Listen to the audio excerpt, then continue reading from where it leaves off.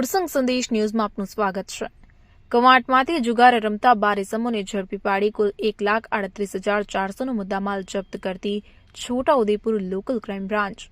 LCB સ્ટાફના police કર્મચારીઓ Kavant police station વિસ્તારમાં પેટ્રોલિંગમાં હતા। દરમિયાન બાતમી મળેલ કે કવાંટ પોલીસ સ્ટેશન વિસ્તારના કવાંટ ટાઉનમાં આંબલી ફળિયામાં શીતલબેન કૌશિકભાઈ બારિયાના ઘરની બાજુમાં લાઇટના અજવાળે ખુલ્લી જગ્યામાં પૈસા વડે હાર જીતનો જુગાર રમતા હોવાની બાતમીના આધારે જુગાર રમાતો હતો। ત્યાં રેડ કરતા કુલ 12 ઇસમો, જેમાં મિતેશકુમાર તુલસીભાઈ રાઠવા,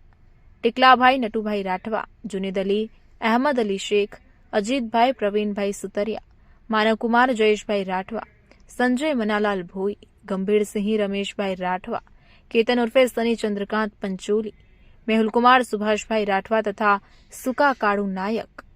આ તમામ આરોપીઓની ધરપકડ કરવામાં આવી છે। સાથે જ અન્ય 2 કાયદાના સંઘર્ષમાં આવેલા કિશોરો જુગારના સાધન સાથે તથા અંગ ઝડતી